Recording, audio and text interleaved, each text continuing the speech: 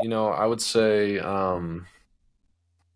obviously coaching is it's a huge deal. If you got great coaches, they can make up for a lot. I didn't really think that when I was younger. Being around some really bad coaches made me realize how being around some really good ones makes all the difference in the world. Um, so I think coaching, and I don't know anything about the coaches there. I'm hoping, and I mean, from what I've heard, I feel like they're okay, better than the last. I mean, can't be worse than the last group of guys. I've heard nightmares. I mean, Ed McCaffrey, Colorado legend. Obviously, Denver Broncos great. Not going to sit here and bash him, but just didn't a lot of inside stories of bad things. Not a lot of effort there, I guess, is what I'm trying to say. Yeah. And that's okay. Just he wasn't a football coach and his heart wasn't in it, and he didn't know it, I guess. I mean, it's pretty plain to see from everybody else, but he didn't know it. And then, yeah, I mean, I would say the biggest thing, and this is probably the idea that people don't want to hear, and it's probably the hardest thing to do. Just comes down to money. I mean, it's plain and simple. Like you go to Alabama, like imagine taking all of Alabama's money, all of the players. So the facilities are going to be terrible. The training staff is going to be terrible. The training room is going to be terrible. The amenities are going to be terrible. The Everyone's immediately going to go to Georgia, and Alabama's not going to be very good.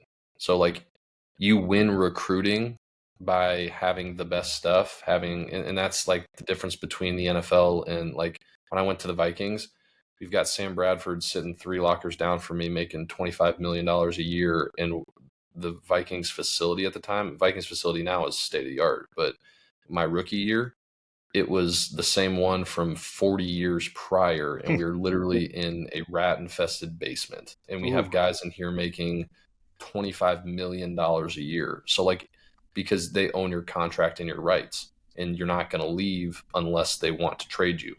So the amenities don't matter because now the NFL has taken a little bit of a different tune over the last, like, now all these guys are getting upgraded facilities and bigger and better. It really just started, the Vikings really started that whole transition of like, hey, we can't give our guys shit stuff because it just looks bad. It doesn't look great. So Right. everyone started upgrading across the league. But yeah, I mean, college football recruiting is where you win games, and you're not going to get recruits if you don't have the amenities, unless you find.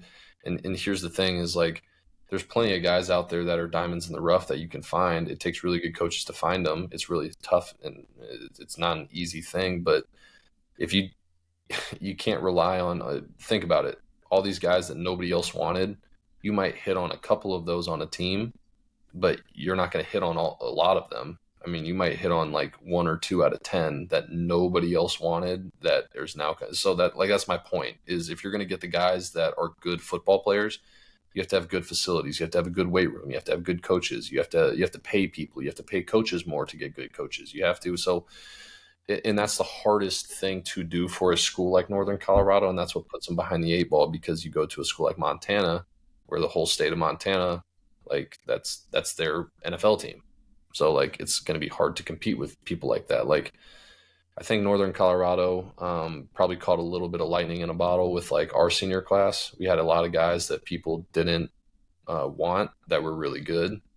And then the transfer portal is something that's going to crush a place like Northern Colorado, because if I go there and I have a breakout season, I'm going to go right down the street to Colorado where I can get $500,000 of NIL money, because NIL and transfer portal are going to murder schools like Northern Colorado.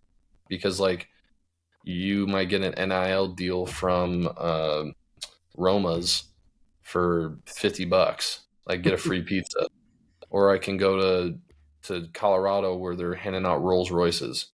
You know what I mean? So it's just like, unless we get money rolling, it's I mean, it's gonna be tough, and you need somebody like rest in peace, you need somebody like Vincent Jackson to like throw 10 mil at Northern Colorado. You know what I mean? So, or you need like an Ed Werder, or like somebody who's done really, really well from Northern Colorado to donate. So like, and it's going to take, it's not a $50,000 donation. And that's what the daunting task is because everybody sees as like, okay, but if I give $50,000, that's going to pay for like refurbishing the helmets. Like it's going to take, we need $50 million. So like we need Elon Musk to just like come out of pocket, or like we need the next Elon Musk to come to Northern Colorado and not only come to Northern Colorado, but have a phenomenal experience. So Right. because like if you don't have a great experience, you're not going to donate. And like I don't know, there's so many aspects to it, but like it's the cold hard truth of what it is. Like you might again, it might be a once in a 10-year thing where you catch lightning in a bottle at Northern Colorado again, where like a lot of guys just but transfer portal is just going to crush people because like you see guys have one good year, they're going to leave. So and it's a money thing. Like it's Yeah. if I can get $500,000 as a college kid for the next couple of years to help my family or start my life or do whatever, like yeah, money talks. It just does. And it's unfortunate because you want there to be the loyalty and all that kind of stuff, but like hey, you can come back to UNC and go to Roma's every night and go to the downtown that, you know, and I had a great time. I would love UNC, but it just doesn't have the things that Tuscaloosa has to offer, or Athens, Georgia has to offer. If you play well, most of these kids are coming in Northern Colorado trying to get out. Right. Yeah, I mean, we don't So even have lights for night games. yeah, you know what I mean? So like I mean, there just needs to be a lot of fundraising. A lot of people need to pitch in together because it's like again, I you can get $100,000 and it costs $50,000 to fly commercial or private for like the year on like a cut rate charter, and $50,000 is probably a ridiculously low estimate. I would say it's a lot more than that. I would say it's probably $200,000 to fly private every single week or 5, 6 times or whatever it is. But um, yeah, it just takes a lot of money. Like you got Alabama producing, I mean, they're making hundreds of millions of dollars a year. So it's just like, how do you? But hey, I hope they do well. It's just it's tough, man. It's tough. Yeah. It's